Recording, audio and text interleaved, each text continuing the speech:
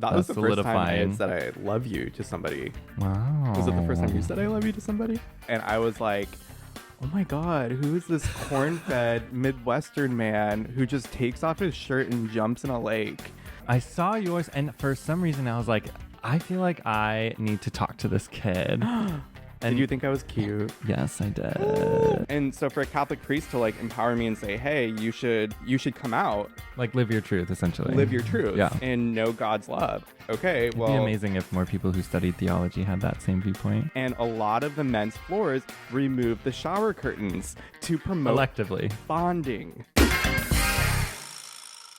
Welcome to Who's Your Daddy podcast, where we are manifesting becoming dads and trying to make it all happen through the process of surrogacy. We are your hosts and husbands, Matthew and Michael, and today we are going to talk about how we met. Us. We're going to talk about us today. Yeah, the beginnings. We're just going to start at the beginning. Can I just say that intro was really well thought out and very nice, and I would just like to compliment you on that because it was really beautiful. Thank you so much. Thank you.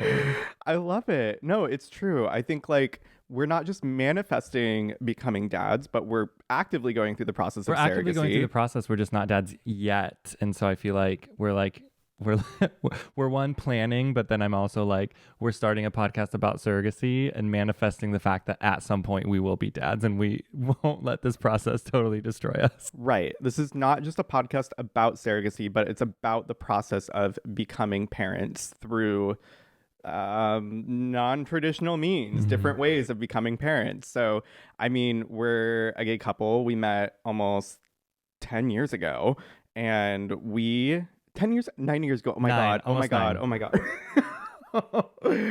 And I don't know. I think like since we're in the midst of everything, there's going to be a lot of learning through this. So we wanted a place where we can not only sit down and discuss things as a couple, because we now need to schedule time to do that. Not wrong. But also like give us a reason to research and learn and talk to experts and actually like figure out what is the deal with surrogacy, what is the deal with adoption, why are these processes like so complicated or difficult for a lot of people to reach and to do, and it's sometimes it's not accessible, but there's also a lot of wonderful things that happen in miracles, and there's a lot to discuss. There are a lot of happy stories. I think there are also a lot of sad stories or just like long struggles. And I think that this is such a hard process to talk about through our other platforms where like a short form video isn't going to be able to explain everything in like 2 minutes, or a YouTube video we usually try and cut down to like 8 to 10 minutes, and they can just get really and you can't heavy. Necessarily like, I don't know, you can't condense this down into an Instagram caption. And so for those of you who like do follow us on Instagram or TikTok, like I am so excited that we're actually sitting down and doing this, because it's a way for us to break the mold of showing up as like a little 2-sentence bite or a little funny sketch or whatever that's popping up on your feed. So this is like, oh, you actually get to know us. We get to sit down and have a conversation and talk for a little bit. So exactly. I think that's what I'm most excited about. Yeah. And I think that as we've gone through this process, so we've been doing this process for over a year, right? Yeah. And since January 2022 is when we were like actually sitting down and talking to surrogacy agencies, and we started the process. Yeah. And as we go through the process, we've had so many questions that we've asked other people. And then as we just discuss the process with our friends and family, they come up with question after question after question after question. And they're so fascinated by the process. And I just assumed that as you grew up and you became an adult, these are just like things that you started to know about, or you knew people who went through it. But like so many people that have kids or are years and years older than me are just fascinated. Just have no idea by this process and how much time it takes, how much thought it takes, how many steps there are, how expensive it is. I am also continually surprised. I think we both are, because we didn't know going into it like what it would take or what. There's surprises around every corner. So But anyways, that's just forecasting all the things that we're going to be able to discuss. But let's get down to us. Wow, let's get to the nitty gritty. I mean, your favorite the topic, down and dirty. right? Yeah. There's no down and dirty here. There's a little down and dirty. There's no down and dirty. There's a little down and dirty. There's a little down and dirty. I mean, What did I get come myself on. into? We did meet online. We did meet online. Shall we start there? It's a tale as old as time. If nobody knows us or is familiar with us like 10 years ago, Yeah. they might not know this. I don't think so. So Michael and I did meet online, but we met in a really, I guess, like not in the traditional way of meeting online. And I say traditional in the sense of the stereotype that a lot of gay men meet on Grindr or on some kind of dating app like Correct. Tinder and whatever. But that is not how Michael and I met. Actually, when we met, Tinder had just come out over that last year, and like And Grindr. Yeah, I think Grindr was a thing. Grindr was a thing. Yeah. I think. Yeah, it was like I was getting whispers of it, but I was also attending a Christian university, so I wasn't hearing that many whispers of it, but maybe just like a little subtle, like, hi, Grindr's here. A little bit. So I was a Tinder user, and I did start going on like a few dates. And you started... A few. Just a few. A few. I mean, okay. The dating scene at my university was very underground. If you were gay and out, then like you weren't really supposed to flaunt it around campus. It was more so like, let's date in the shadows, or let's like hook up in this broom closet here. I thought you were going to say, let's date in the showers. I mean, that's a whole nother story, because we also had floors that were we didn't have any fraternities or sororities, but all of the floors on the campus, like in the dorms, you had to live on the dorms for at least 2 years. And I was an RA, a resident advisor, so I lived on the dorm floors all 4 years. And a lot of the men's floors removed the shower curtains to promote Electively. bonding amongst the men Not of the bondage. floor. Bonding. Well, I mean, it's how however you want to turn it is fine. But like, geez, there was so oh my God, there's so many We problematic might need things. to have an entire episode just based on like Matthew's college experience and like how homoerotic it was, even though it was like straight Christian. The closeted stories of a straight Christian university. Yeah. Of a homophobic Christian So university. anyways, you were going to this Christian university. Yes, and I was a resident advisor. I was also on YouTube. I started YouTube in like 2007. I built an audience. I didn't build anything. I posted videos, and I had some people who watched me, and it was fun. You grew up following. Sure. For reference, YouTube like was invented in 2005. Yeah. Correct. YouTube was invented by Chad and Steve in 2005. Google obtained it in 2007. Did you meet Chad and Steve? No, I did not meet Oh, Chad okay. and Steve. I thought maybe you were like so original. Oh my God, Maybe you would have met it would them. make my day to meet Chad and Steve. They like invented the internet in a way. Literally.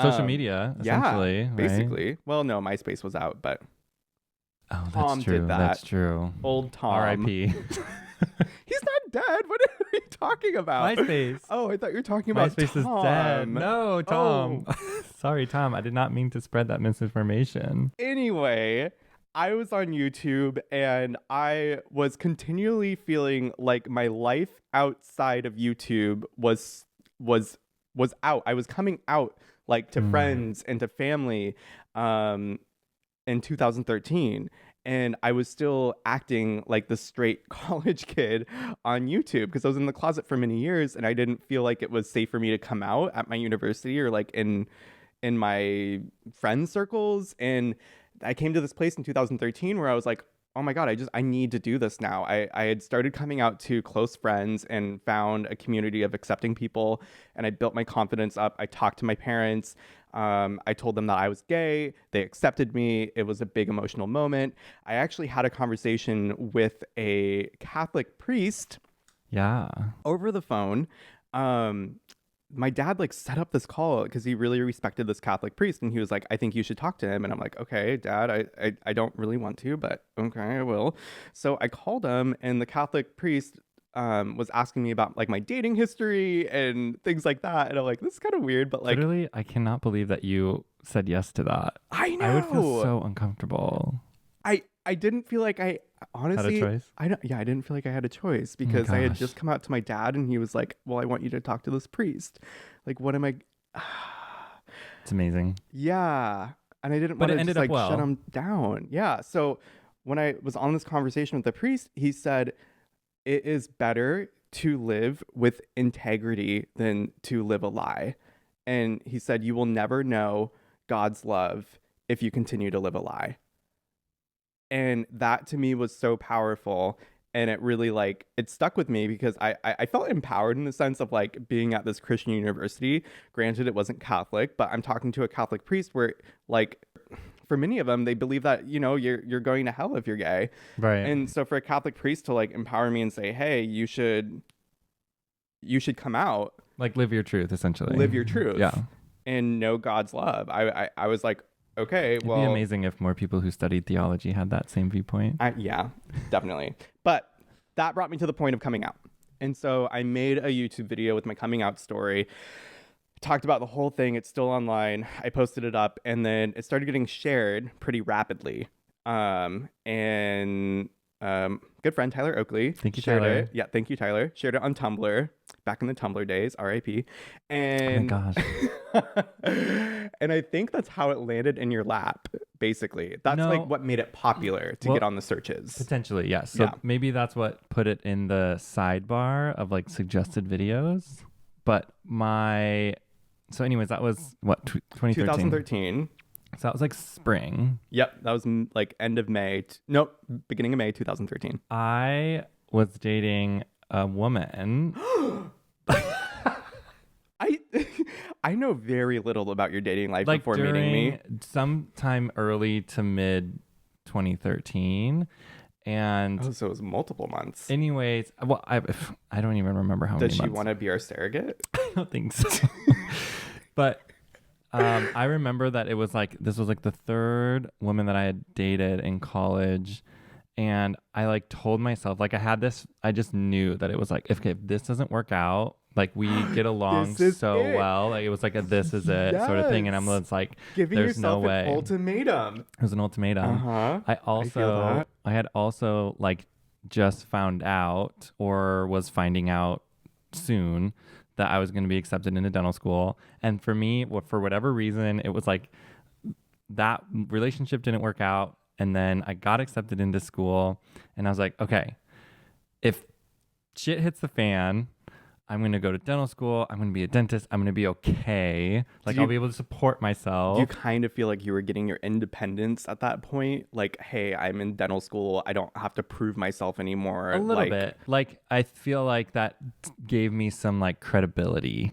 Yeah. Right? Like I wasn't just like a college student, or I wasn't just like a college student with like a music, because I had a music degree, but I wanted to go to dental school. So I wasn't just like this kid who got a music degree after 5 years and like didn't know what he was going to do with his life. And like maybe he's confused. You know, I just didn't want anything to like be sort of like a weak point where somebody could like think, Right. oh, maybe this is just a phase, or maybe you don't really think this. No, yeah, that makes sense. So yeah, I think it was like the confluence of those things.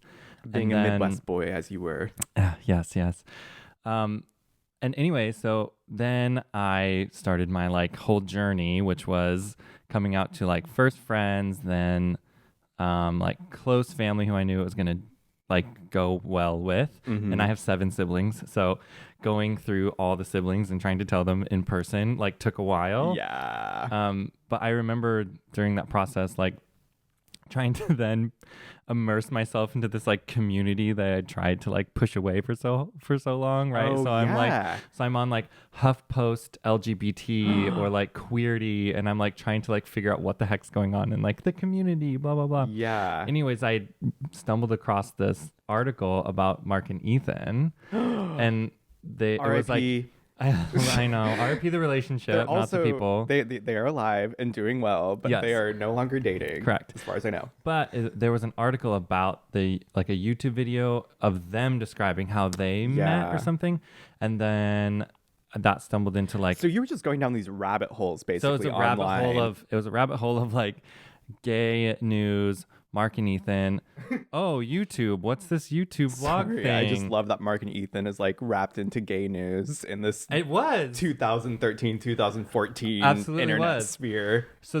but then that led me to like, then it was YouTube, and then I was in Yeah. like gay YouTube universe, right? And then and then coming out videos. So now I'm watching like all these coming out videos, and YouTube's like boop boop boop. You might like this one. You might like this. You know, like Connor sidebar. Franta, Troye Sivan, I don't Matthew even know. Schuler. I don't know if Connor Franta was out then. You came out before Connor. Oh, I did. You yeah. did, yeah. Oh, yeah. That's right.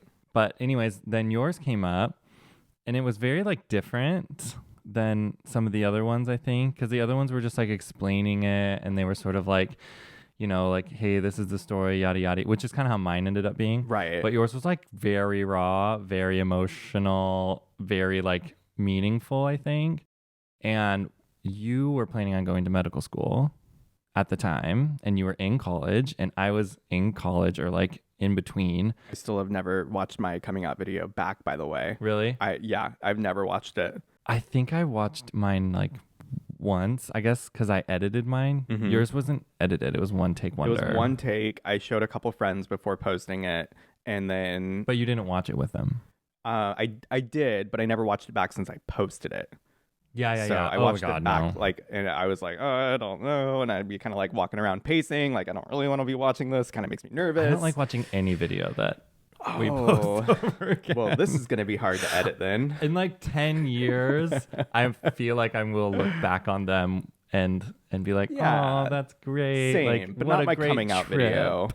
Yeah, no, exactly. I'm like, it's okay. It's out there. It's for other people, visibility, etc. Help, all the things.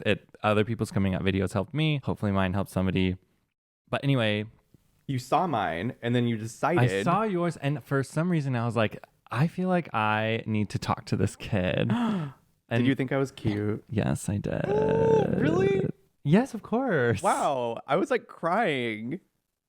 I mean, In but the that video. well, yes, but it wasn't. Sorry, that your coming out video. You I can wasn't be like cute and crying. I You wasn't can be like- cute and crying. It's okay. It's okay. I wasn't like, ooh, wow, he's so cute during your coming out video. Then I think I then stumbled into Yeah.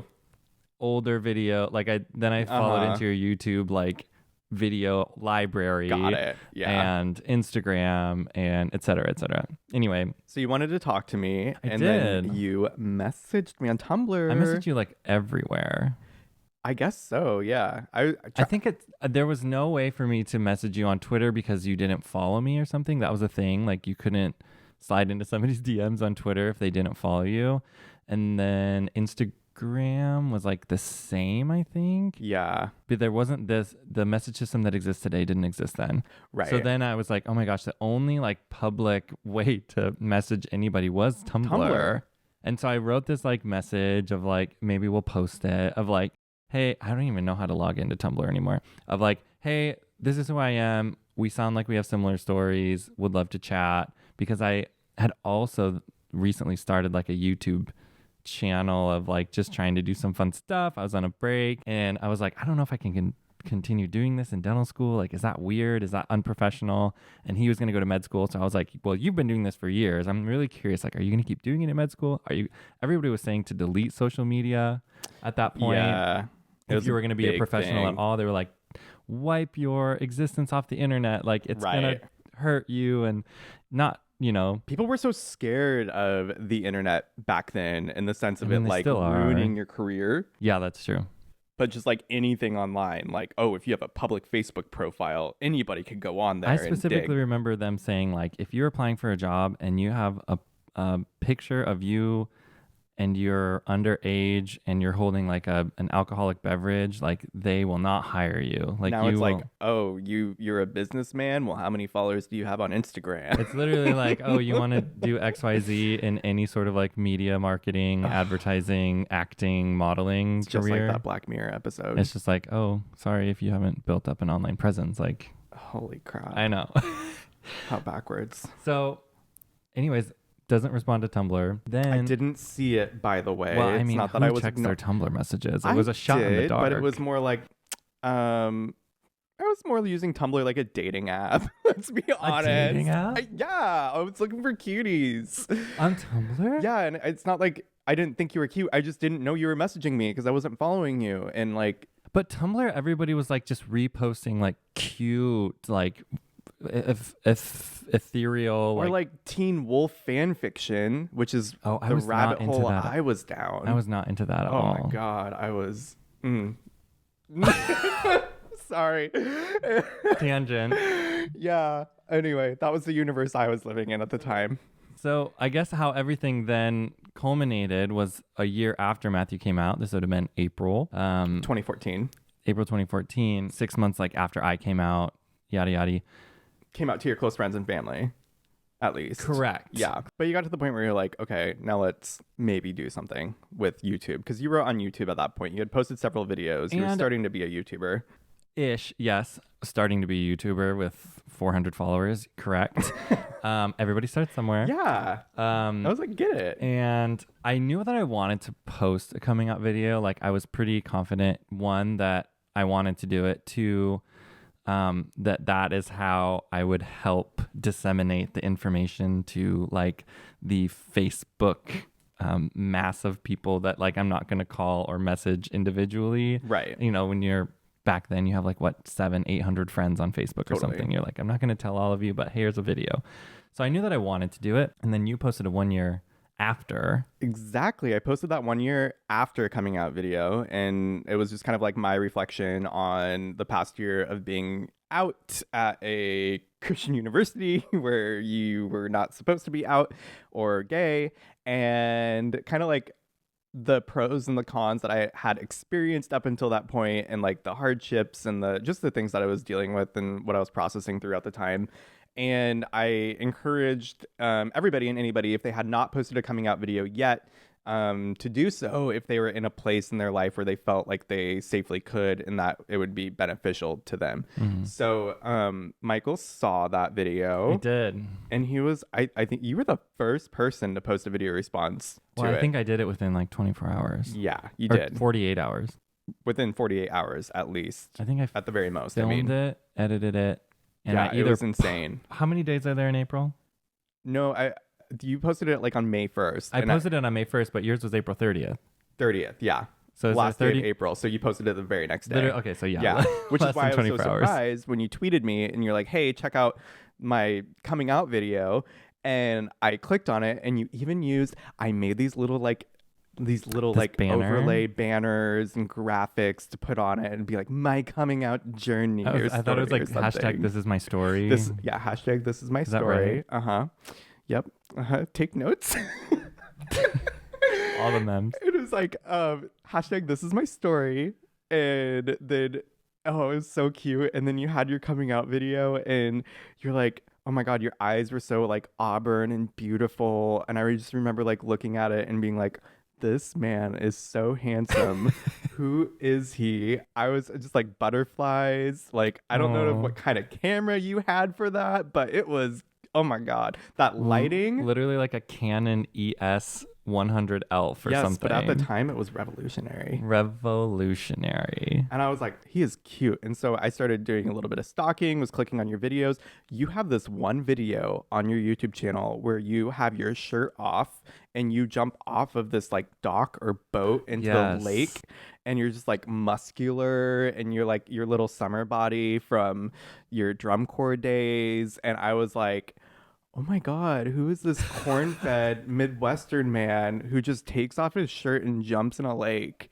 That was like a challenge with like this college group of anatomy interns where we like, you know, like your lab intern or whatever, or what were they called? Lab TA, teaching assistant, where they would like teach the lab portion of the class. Anyways, it was all of us, and we called it the Cremaster Open. Cream? The Cremaster. Cream master or Right? cremaster? I don't know. But at that Anyways, point, I had look it up. I had like never met a gay Midwesterner. Had you been out of Oregon? I mean, yes. Had you seen the middle of the country? No, I had never been to Yeah. the Midwest. I had taken a train through it, but I'd never been to the Midwest. And Wow. so I was kind of fascinated by you. I'm quite fascinating. You're quite fascinating. Being this like Seattle boy, and I don't know, I was like, oh my God. He's probably like, like jockey and like so not Seattle grunge, like not the Capitol Hill gay who like is going to the clubs and stuff. Like this Yeah, yeah, yeah. person looks like he has things figured out in life. Like, Oh. whoa. You look very adult. I was like, wow, this man, he's so mature. And I don't know, just like the little bits that I got from your coming out video and from what Mhm. I could like find on your YouTube channel, doing a little bit of stalking within like a 20-minute period. And then Just furiously yeah, typing on just furiously. And then I tweeted you back in the most flirtatious way I could. Anyways, that is how we ultimately connected, is that I tweeted it at you, Mm-hmm. tagged you, whatever, and then you retweeted it or replied or something, and I was like, got him. I was like, Hook, got his line, and attention. sinker. And then I think somehow Bring me back to the days of connected like, on Facebook. I'm just having a flashback to this like loose flirting situation on Twitter, on Tumblr, on YouTube. Back when the days were like, I don't want to say It more was simple. simpler. Yeah. It was simpler times. It was just like cute tweets back and forth, like little winky faces, and oh my God. So eventually then, I mean, you'd seen me via Twitter, YouTube, and then I somehow connected with you on Facebook. It was that night. And Same I was day. like, type, hi, would love to chat sometime, whatever. And you responded immediately with your number. Yeah. So this man, You're like, I was like, I'm a stranger, but okay. he has you okay, for one, you had the audacity to look up I am a stranger at this point, and you looked up a stranger on Facebook in 2014, which is almost called stalking back then. And then you messaged me, and then I had the audacity to be like, yes, accept your friend request. I will message you back. And here is my phone number. This is how you reach me. I had a few years of YouTube videos to like confirm like an idea of who you were. Right. Yeah. So I didn't feel that uncomfortable. And I mean, I think that's maybe more understandable now. Like people feel like they get to know people online. It's like when they see them in person, they're not that surprised about how they act or who they are. And they probably feel more comfortable meeting them than somebody that they've never seen talk or make a video or post an Instagram post or something. But I feel like things moved so quickly after this point because I mean, I messaged you back. I gave you my phone number. We immediately started texting, and it was like, we should talk on Skype. Yes. Which is funny because you had my phone number and I had your phone number, but we were still like, let's Skype. So I know. Was FaceTime a thing though? I don't no, I don't I like don't think FaceTime existed. if it did, then it wasn't as reliable on like my college Wi-Fi. That's so interesting. Yeah. Because we would just otherwise We would just totally get on FaceTime Skype. now, right? Right, but we were on Skype instead. Yes, we did. So we got on Skype that night and we just started talking, and we talked for Like, over an hour I at thought least. it was like 2 hours. Yeah, probably 2 hours. I don't remember, to be honest with you. We were just It was chatting all away. a blur. I was all titterpated. What does that Twitterpated? mean? I don't know. This means like hot and nervous. Were you nervous? I mean, I guess like kind of. It didn't feel like there was a lot to lose in the situation of like meeting somebody and maybe they were weird or they didn't like me or whatever, and it's fine, but we like talked. Yeah. and so it That makes didn't seem like it was like super risky or anything. right. But yeah, I think anytime you meet somebody for the first time or you're talking for the first time, then yeah, that I could be a little bit nervous. I wasn't like super nervous though. The funny thing is that even though I feel like I was maybe subtly flirting, or I thought I was being coy and not being like super direct with where my feelings were, or that I thought you were cute or that I liked you. And we just never said that we liked each other in more than a friend's way until we met in person. Right. Well, and then that was many. It was like weeks of like daily Skypes, daily texts, daily Snapchat stories, yada yada Yeah. yada. And yes, it was like a little bit flirty, but it wasn't ever very like overtly like said out loud. No, I wasn't like eggplant emoji, squirting water No, emoji. we were both very train. innocent, Catholic, newly out boys. Ooh. Sorry. Anyway, so we were chatting on Skype over the phone every day. And honestly, since that time when you posted that coming out video as a video response to mine, there's never been a day that we have not talked since that day, which is freaking insane to me. Unless you were mad at me. Unless I was mad at you. Yes, but those days don't count. Anyway, so I think it was about 6 or 7 days after we had started talking. So this is the second week of May 2014. And we were chatting one day over like, we should meet up sometime. Like, let's hang out. And I know we live like 1,500, 2,000 miles away from each other, but like, how can we make this happen? And then you brought up, oh, there's a YouTube gathering in August in Seattle. Maybe I can come out and visit then. Mm-hmm. And I was like, man, that sounds great. But you know what would be even better is if you came out, I don't know, like, what are you doing at the beginning of June? I think the way that the text read was, what if I want you to come out sooner? Yeah, it did. It sounded a little bit like that. Mm-hmm. And I was like, oh, okay. So I was like, well, I was planning on going to this convention. It's called Vlogger Fair. I don't even know if they still have that. They don't. But I was like, oh, I'll just come out in August. Like, it'll be great. We'll get to meet. Super convenient. There's like something to do. But then he prodded a little bit, right? And was just like, well, what if I want to do sooner? And I was like, oh, okay, let's look at dates and figure something out. So I figured out, I guess it was really, I don't know if it was just that it happened really quick. I think it was that you were available that weekend. I was. Which is why it happened so fast. Yeah, it was like the weekend before finals week. And I was like, my finals aren't going to be super intense. Will be a little bit intense, but I can do this. I got it. Mm-hmm. So I was like trying to study in advance, and I worked really hard for those 3 weeks leading up to that first weekend of June, to like prepare myself and make sure everything was ready. But then it was like neither of us were really financially ready for figuring anything out long distance, because I mean, you were literally going to American Red Cross to donate blood so that you could have enough money to purchase your ticket. It was a plasma clinic. A plasma clinic. I was donating plasma. Yeah. So you decided to buy a ticket to Seattle. I did. You bought the plane ticket. It was not cheap. And then what happened? I think I was supposed to leave on like June 3rd. It was that late? Oh my God.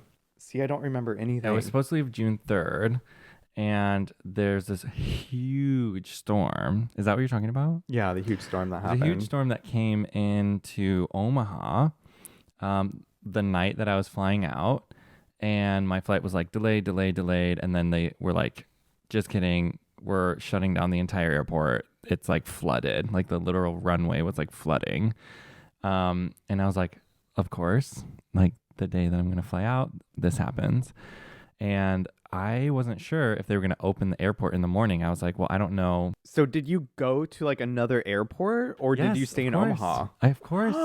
I was like, Yeah. I called and I was like, are they going to open the airport in the morning? And they're like, we don't know. Like, we don't have anything for sure because we don't know what the weather's going to do. And so I was like, well, I need to go to Seattle. Committed to meet this boy. Me. I committed to meet this boy and I need to go to Seattle now. So I asked if I could fly out of Sioux Falls because that's like close to where I grew up, and it was 3 hours away from just 3 Omaha. hours north. I mean, it's Totally not like fine. that big of a deal, but I don't remember. I think I left that night. Yeah, you basically drove through the tornado in order to get to Sioux Falls. Well, I was like, this isn't going to be that bad to drive through, I guess. I don't even remember. I guess it kinda was kind of bad. stormy. I don't know. It was pretty bad. don't- I remember you sending me pictures and I was like, oh my God. I can't remember if But- I drove that night or the next morning. I think you drove that night. And then you maybe stayed at your sister's. Oh man, yeah, maybe. But anyways, then I caught a flight out of Sioux Falls and somehow got to Seattle. To Chicago. I don't remember. Anyways, doesn't matter. I got there. And I went and picked you up from the airport. And that's when all of the magical things started to happen. You were glowing. Yeah. Sparks were flying out of your ears. I made a sign for you that said, "Welcome to Seattle, Michael." And it had like the Seattle skyline drawn on it really poorly, but I still drew it. It's gorgeous. Thank you. We still have the sign. We kept it. It's somewhere. You kept it. It's somewhere. Thankfully. Yeah, it's somewhere in a shoebox or something. And so right there, like we embrace in the lobby of the airport at baggage claim. We get in my car, we're driving back, and I had this whole plan for us for the whole weekend. I'm like, there's so many things that we're going to do. We drove immediately to Capitol Hill. I parked outside of one of my favorite cafes. I was like, I'm going to show him real Seattle coffee. So we both got an iced coffee. Of course, we got an iced coffee. And then we started walking down to Pike Market because I'm like, well, we'll just walk through the entire city. And if you've ever been to Seattle, Capitol Hill and Pike Market are not close. They are not close together. It is like a 40-minute walk to go from Capitol Hill down to Pike Place Market. It was far. Yeah, it was a lot, but I'm like, this gives us a chance to get to know each other. We were young. And it was a nice day. It was cute. Oh, it was really nice. It was beautiful out. Yeah. I didn't even think about the fact that it was like early June and now like living in the Northwest that could have been like rainy and dreary. Oh, totally. Yeah. It was nice the whole weekend. But we were walking into Pike Market and I wanted to show you them like throwing the fish. You know, they throw the fish and they catch the fish and it's a big thing and everyone cheers. It was like, here. There's so many people in this crowded area. Please hold my hand while I walk Hold you my there. hand. And I was like, okay. I know. And man, that was smooth, right? You were so smooth. But the thing is that once I like grabbed your hand, I didn't want to let go. Didn't let go. So I just was like, at this point I'm blushing. And we're like walking through Pike Market and I'm just like, I have this stupid grin on my face. You but did. Very stupid. You couldn't see my face because I'm not facing you. I'm Correct. like guiding you through the crowd of people. And we go down to this like comic book store where they have these these cardboard cutouts of famous people. And I showed you my favorite ones, which was like the One Direction group. Do you remember those cardboard cutouts? And I knew your brand at that point. Yeah. I was like, this is my favorite. Here's Niall.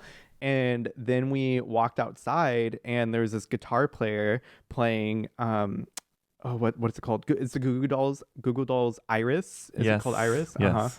Yeah. Big throwback. At this point, we're still holding hands and we're listening to the Goo Goo Dolls.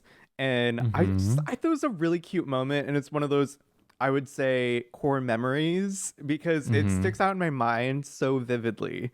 We walked down to the waterfront after that. And I don't even know what we're talking about. But then we get down to the docks or the piers. And we're standing on the piers. We're looking out. We're looking at the skyline. And I was feeling a certain type of way at this point. And I think I was too. This boy has been holding my hand. Yeah. For like 45 minutes. That's how they get ya. And then, what did you say to me? I think you were like looking out at the water and I was just like, then I put my arms kind of like up and around you. And I think I gave you kind of like a hug, right? From behind. And then I just was like, so when can I kiss you? And then you were like, right now. And then it was just like I didn't say very it like Notebook moments, like very Ryan Gosling, Rachel McAdams, It fireworks, was like, all the things. Like unleashing the floodgates. Yep. I think Matthew like wet himself a little bit. It's like when you open up a dam and all the water comes out. Stop.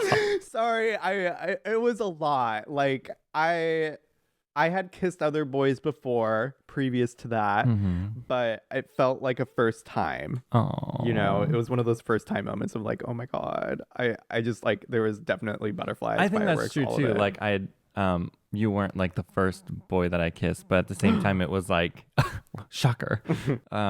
But it was one of those feelings of like, oh, this feels really good. This feels really right. This feels really like, Yeah. feels like a really strong connection, like immediately. I don't know. And then we had to walk all the way back up to Capitol Hill because we were did. both dirt poor and we were not going to pay for an Uber or a taxi or whatever. And I don't think we'll ever. but the whole walk up to Capitol Hill was pretty fun because we just kept making out at different places. Well, Matthew kept pointing and being like, I'm going to make out with you there. I'm going to make out with you there. I'm going to make out with you there. And I was like, wow, this boy went from 0 to 100 real quick. fast. Like, wow, he was in. I Up did until not know this he was that point, invested. We had not even acknowledged or said anything about the fact of like being attracted to each other, about liking each other more than friends. We were very platonic in the way that we spoke to each other. And then like out of nowhere, Michael's like, oh, can I kiss you? Out of nowhere. Well, we were holding hands, but like platonically holding hands. Well, you know, like I think the word is it was platonic, and we were platonically. platonically. Oh, Yeah. okay. Well, Like platonically holding hands. it was cute. It was cute. It wasn't I mean, sexual. Yeah, I thought it was. Oh, well, no. It didn't feel sexual. It was play. And then Platonic. like as soon as you kissed me, I was like, oh, I hit puberty and now we're making out everywhere. And that like really changed the tone of the weekend together. It did. So I bring back this boy from the Midwest to my Christian University dormitory, and like I am the resident advisor. I'm like, this is my friend. He's staying with me this weekend.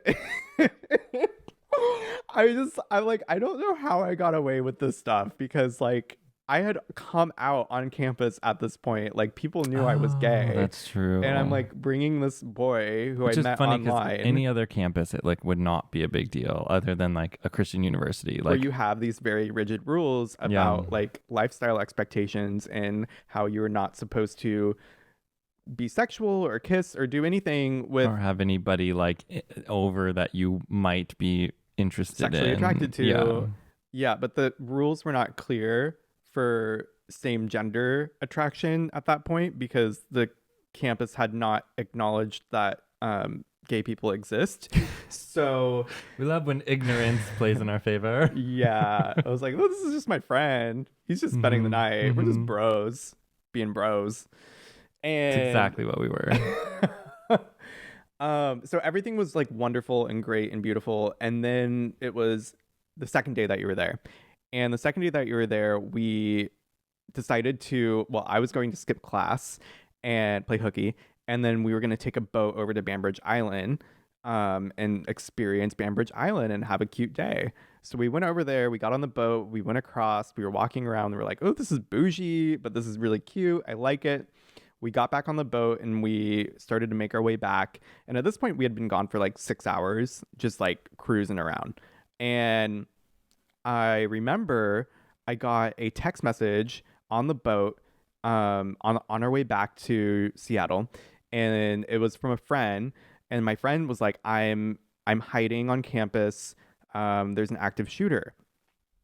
And I was like, oh my God, are you okay? Are you okay? And all of a sudden, all these text messages just started pouring in from friends of mine who were on campus and they were hiding and they were like asking, are you okay? Are you on campus? Where are you? And granted, I'm a resident advisor, so I have a whole floor of guys who I care deeply about. And I mean, that was like my family, you know? And I was just, my heart sank to my stomach because I didn't know where my friends were or where anybody from my floor was. And I didn't know how serious the situation was on campus.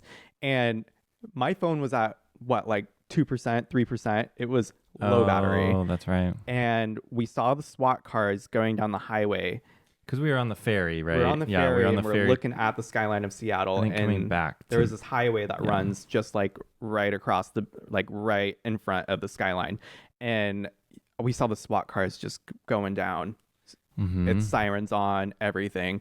And everybody on the boat's looking and pointing and like, what's going on? And my right then my phone dies. Mm. And I I forgot was about that. just like, what do we do? What do we do? That night I had work at that restaurant in Capitol Oh Hill. I yeah. couldn't get off of my shift, and I was supposed to be working at this restaurant. Um, and so I'm like, oh my God, I have to get back to campus though. And you didn't know what to do either because it was like, we can't go back to campus right now. This, like, literally the SWAT team's going, we don't know what's happening. We don't know if the active shooter's still active, if anybody's injured, or if it's even safe to go back. So what do we do? Mm-hmm. Fast forward to, Did we charge your phone like somehow? we figured out how to like get a hold of somebody either through your phone, or like I remembered somebody's number Mm. and asked them to look someone up, and then I like was able to get on the phone with somebody via your phone and kind of like make a plan and figure out how we can get back to campus and what to do. So we ended up getting back to campus that night.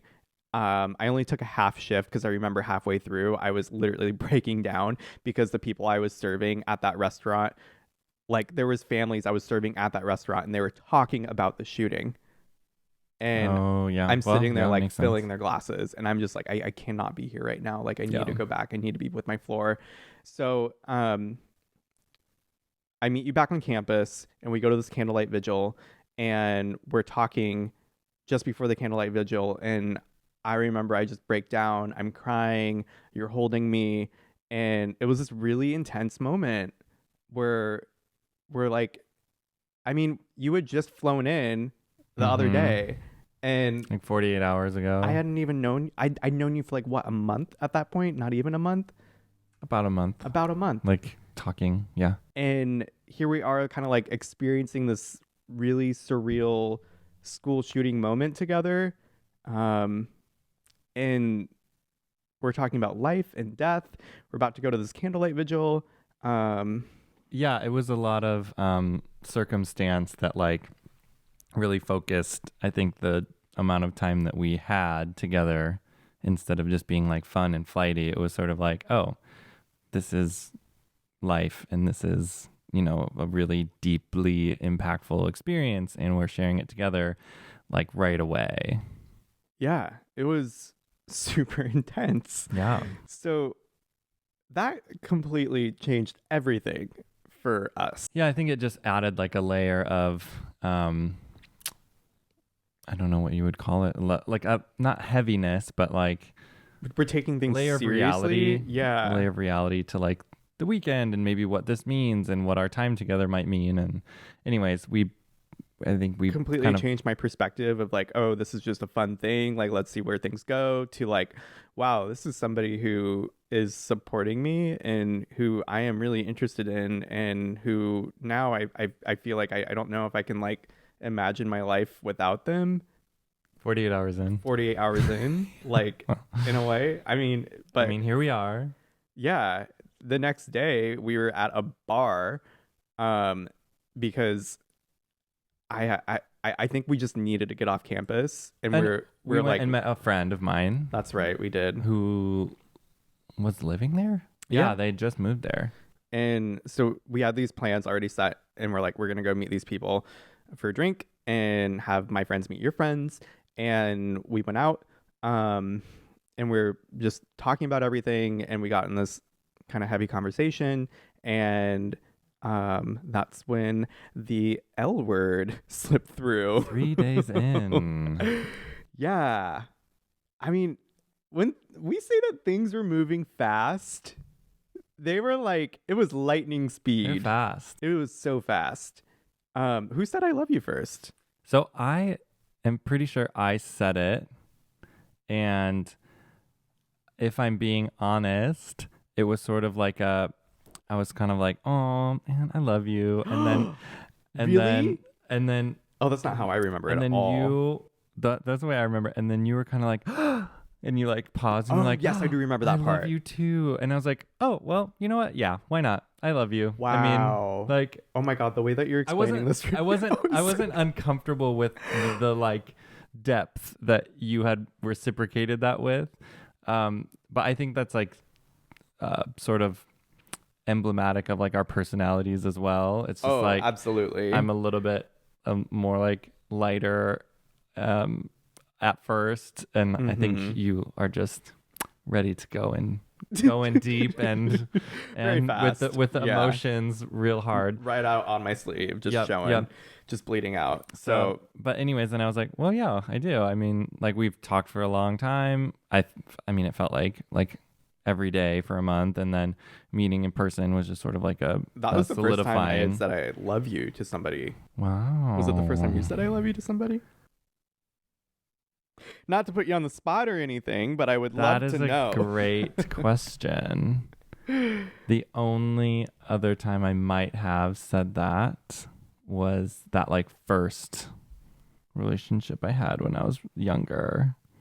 Like with a female? No. Oh. Wait. No, I did say I love you to a high school girlfriend. Oh my God. I did. Whoa. And then things went sideways. Yeah, as they do. She was far more invested in me than I was in her. Oh, shocker. Everything worked out. Yeah. R.I.P. that relationship. So all that to say, like throughout that weekend, Michael was there supporting me. He was supporting like my family on the floor, my floor family. And it was just a really real time. And did we even we started discussing some pretty serious things during that weekend. Oh, totally. Like we're like, okay, when are you coming back next? When am I going to come visit you? Mm-hmm. Let's figure this out. I think you booked your flight to Nebraska before I left. That's right. It was like the day that I was leaving, and you booked the flight so that we knew that we had something to look forward to. Right. But in between then and your flight, your car got stolen. Yes, it did. Okay. That's the next part of the story. Oh, yeah, I know. I was just gonna ask if did we discuss having kids or anything during that time? I cannot confirm or deny if we got into the family discussion. I wouldn't be surprised. I wouldn't be surprised if it came up as do you want a family someday? And I was like, oh yeah, of course I want a family someday. We actually talked about that on Skype before you even flew out.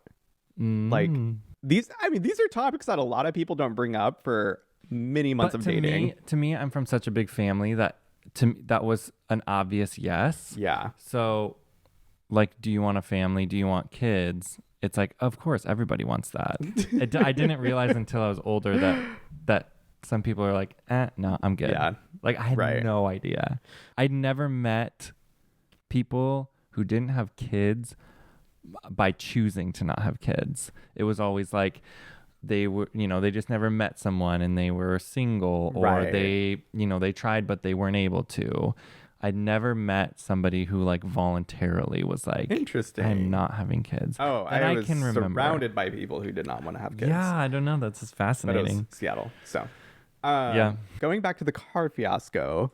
Yeah. So your car got stolen. Yeah, that was. So Michael went back to Nebraska. And I went through my finals week, and we were still in recovery mode from the shooting and everything that had happened. So everything on campus was just kind of thrown off, and graduation it didn't really feel like graduation. It was kind of we were all still dealing with it. It was traumatic for everybody involved, on campus, off campus. Everybody knew somebody who was involved in the shooting, and it was very scary. And so we were still mourning and figuring things out at graduation, and it just kind of set the tone. That whole period of my life, it completely changed me, mentally, emotionally, psychologically. Yeah. It changed the wiring of my brain because of how significant the events were that all played out over that 1 month, 2 month period. It's a lot of trauma. It was a lot. School shooting and your car getting stolen. And it wasn't just the car getting stolen. I'm going to explain. It was the day after graduation. I was moving out of my dorm. And the plan was to take all of my stuff that I own, put it inside my car, and drive my car back to my parents' house in Oregon, about 4.5 hours south. And so I got everything in my car, and my plan was to drive out the next morning. So I stayed the night at my friend's house, and the next morning I was just I drove to a cafe. I stopped to go in and get coffee. I turned my car off. I locked my door, took my keys with me, went into the cafe, saw a friend in there, sat down, started talking to the friend. Car full of everything you own. And this is a church parking lot, by the way. This is a church parking lot in a church cafe in Seattle. I go out to the church parking lot and my car is gone. The worst. No sign of anybody. I've like gone out and forgotten where I parked my car and thought that it was taken. And even for like a brief second, just the emotional like toll that takes of like, oh my God, is my car gone? It feels like just the blood rushing out of your head, like just all the way down. I could feel like the tingly sensation go all the way down to my toes. Oh man, it's awful. So I'm like looking around frantically for it. I have my phone with me and I start calling people immediately, and I'm like, oh my God, I think my car's stolen. I can't find it anywhere. And they're like, have you looked around the block? Like, you need to start looking. And so I'm running up and down the sidewalk, and I'm next to this highway, or this, I don't know, boulevard, something between a boulevard and a highway. It's a very busy road. Mm-hmm. And I like run up and down the road, and I look across. There's a barrier in between the roads from like, like 4 lanes going one way, 4 lanes going the other way. You have the barrier in between. So you can't really cross the road to the other side, but I'm looking over the barrier and I see this white car, and it's too far away to know if it's mine or not, but I'm like, I think that's my car, and it's like going between other cars. And so I start like running down the road, chasing after it, like screaming. And I see it go across the bridge, and I just drop on the ground and start yelling. Like, what the hell? And just to give you context, I was doing a lot of photography at the time. So I had like 3 or 4 different hard drives in there with everything that I had created from like the beginning of high school on. I did not have copies. Just years. It was just years and years of photography, videography, all my YouTube videos, all of my projects. I had $20,000 of camera equipment in the car that I had won from YouTube as a part of this like educational program that I took part in 2013. So literally everything that I owned that had value was gone. All of my clothes, everything. And I had this plastic bag. I went to the grocery store and I got a plastic bag with like a toothbrush, some toothpaste, underwear, and just the necessities. And I took a public bus home with that bag back to Albany, Oregon. The Bolt bus. Yeah. Which you can get a ticket for $1, but I got mine for like $35, and it was like the last $35 in my bank account. It's like, thank you. And you arrived back in Oregon with a grocery bag of whatever you had left on you. And wearing the same clothes that I had worn, like... Yeah. So I had actually called Matthew that day, and I called him right after his car got stolen, not knowing that it was stolen. And I called him and I was like, hey, how's it going? And he was like, sorry, I can't talk right now. My car just got stolen. And I was like, oh God, okay, bye. And then I was like, holy shit, like what? His car just got stolen?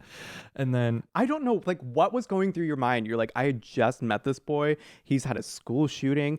I had an STD. That's a whole nother story. In the week between. I don't know. We're gonna have to do a deep dive on that another time, but like, so I'm obviously like really concerned when you hang up the phone, and I'm like, oh my God, his car just got stolen. Like, what can I do? How can I help? And then I think you called me back later, and I don't know if I'd already decided like, oh my gosh, I need to like go. I need to be there. I need to show up. Right. And then you called me later and kind of like debriefed me on the whole thing. And again, college, poor. I called my dad and I was like, can I have money for a flight? This boy that I just met's car got stolen and I need to fly out to Oregon so that I can be supportive. And he was like, okay, sure. Like, Which I have no idea like how your parents just my dad's were so chill. That's why you asked my dad. He's just like, oh, okay, yeah, sure, okay, that makes sense. amazing. Yeah, he was like, Incredible. so I think he gave me like whatever, like $500 to try and like buy this flight. And I flew out like 2 days later, a day or two later, and showed up at your parents' house, and I was like, hi, I'm Yeah. the boy that your son met like 2 weeks ago, and now I'm here. He showed up at my parents' house, and then we immediately had my graduation party. So I met his family, The all of his graduation party was planned for friends, months. We weren't going to cancel his it. aunts, his uncles. Do you remember we went shopping and I like got a shirt for my graduation party so I had something to wear? Correct. Yeah, it was weird. It was crazy. Yeah. It was a really weird time because I'm seeing all of my aunts and uncles and really close friends from high school, and all these people I had never ever introduced to a boy. Yeah, I think maybe it was just so helpful that I was like so newly in this environment, and I was just so like naive, and I was just like, oh yeah, of course, like boys you meet on the internet and in person for like 4 days, of course he would show up at your door on graduation if your car got stolen and to like Right. show support. I don't know. And we hadn't even decided that we were like dating or boyfriends or anything. It was like over those like 4 or 5 days or whatever that I was there. It was the day of my graduation party that we decided that I was we like, were are we going to boyfriends? because well the question came up. It was like, how are we going to I'm like, I think Michael, your mom was like, how do I introduce this person? right, and I'm like, Michael, how do I introduce you? Are we dating? Like, are you a friend? I don't know how I phrased it, but I'm like, we gotta figure out like because we hadn't really officially asked each other to be boyfriends Correct. or whatever. We didn't put a title or name to it. But I do remember my mom was like, oh, I made the guest room up for Michael. He has the whole room to himself. And I'm like, absolutely not. And Matthew was like, you think that I'm going to have my car stolen and he's going to sleep in a different room? And she was just like, okay, whatever, fine. Yeah. Which The also, audacity. I don't know, like, I don't know how How my you got away parents, with that? yeah, I don't know how my parents allowed that either. Because it was the whole I agree. thing of like, wow.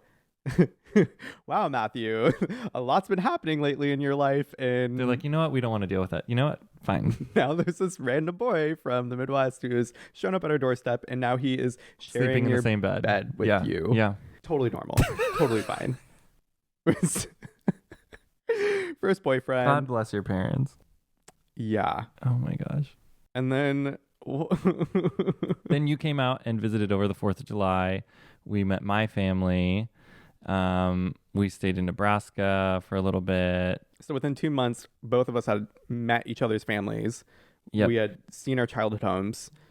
We had gone through some pretty significant, crazy life events together and managed to go through all of that pretty conflict free, or like at least the conflicts that were coming up, we were problem solving in a decent way, which was really interesting at like the beginning stages of a relationship. And then basically in August, we decided like, okay, well, if we're going to make this work, then we need to be together. And I'm discussing this with my mom, and I'm like, Mom, I don't know if I can like move out to the Midwest. Like, why? I just don't know if that would work. And I didn't have the option to move because I was starting Dental dental school. school in the fall. It was like there wasn't like a oh, just kidding. Like I'm not gonna go to dental school anymore. Like I was stuck. So I was like, well, And my whole plan was to move back to Seattle, but you hit roadblocks. live in Capitol Hill. Yeah. Because you were looking for like some sort of like lab position or some sort of Right. like, I don't know, And sciencey thing. And I was looking at applying for medical school while I was like working up in Capitol Hill, whatever. Mm-hmm. But after the shooting, my car getting stolen, and then I lost my job because my car was stolen. I couldn't get to work after that, and all that stuff. Decided, yeah, I'm not going back to Seattle. Can't even afford it at this point. Mm-hmm. So, then when when we were talking, and it was like, oh, well, you could just move out to Nebraska and we could see if things work. I was like, maybe that's not a bad idea. I was so audacious. Yeah. As a 24-year-old. So talking to my mom, I'm like, I just don't know if like, would you support me if I did that? Is that too soon? And she told me, she said, the worst thing that can happen is it doesn't work out and then you just come back home. Mm-hmm. So you might as well try. Yay, Kim. Like, holy crap. Yeah. You're like, oh, I guess that is the worst thing that can happen. I don't know if at that or point he murders you. I had enough. Yeah, well, okay. And the episode of 2020. I was going to say you get to be on Exactly. 2020. Oh, man. I don't know if I had the confidence at that point in time to like make that decision for myself. I really needed that extra push and that support because I loved you. And I was just so afraid. Rightly so. Yeah. It was just like I'm like, I am terrified. I mean, all I had to do was just like stay put, and like just add you into life. You had to like move and find somewhere to live and adjust to this place with no friends. But I think like all those really crazy events that occurred right when we met, that made it so much easier for me to move anyway because it made it feel like. What did you have to lose? Yeah, exactly. I was like now or never. What do I have to lose? Nothing really. Or like there's nothing. Yeah, there wasn't anything like tying you down, I guess, specifically in that like moment of transition. Not a lot of physical objects either to like move with me. So well, yeah, that's true. You did own nothing. Yeah. And then basically I mean, I wouldn't say the rest is history, but lived in Nebraska for 4 years. It was a struggle. Holy crap. Yeah. Yep. Do not recommend unless you are head over heels in love with somebody. We made it work. You made it work. You did great. Graduated. And the deal was we moved to Oregon, which we did. And here we are, ready to become dads. Daddies. Crazy. I know. It's been it's 9 weird to years. fast forward it that far. It's been 9 years since that time. Bonkers. Yeah. Nebraska feels like it felt like such a long, drawn out thing for you, but it also feels like a blip, kind of. Right. But it was like where we tested, like all the things I think got tested. Oh my God. Yeah. The relationship, and then we got married right before we like moved to Oregon. And then that just feels like it's kind of been like life. And it was like a test and then life. Consistently discussed like having a family, having kids in the future, but we didn't know how we would go about it. It was just kind of like this desire of like, yes, we want to have kids. We want to have a family. Well, and I'm very process oriented. So I was like, well, let me start my job. We were renting. I was like, I don't want to start trying to find out how to have kids until we have a house.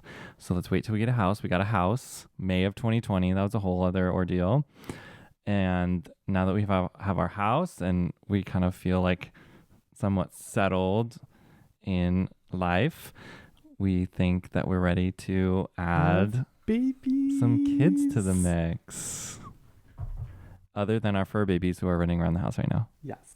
Our cat is destroying something on the desk, and our dog is probably going to start attack her soon. Yeah. So I think that is our cue to wrap up. I mean, I think that was great. A wrap up of how we met. Lots of crazy events, I think, brought us together in the beginning. And there's so much time to dive into how we decided to start our surrogacy journey and why we wanted to have family. Yeah. That was great. 100%. Way to go. So I'm going to let you close this out because I'm not familiar with how we do podcasty things yet. I'm still learning. Oh, sure. No problem. I mean, essentially we just say like, thanks for listening. Thanks for listening. We cannot wait to expand on all things us and our journey through surrogacy, and we're also going to loop in, fostering and adopting, kind of just like all of the modalities that you have as a gay couple.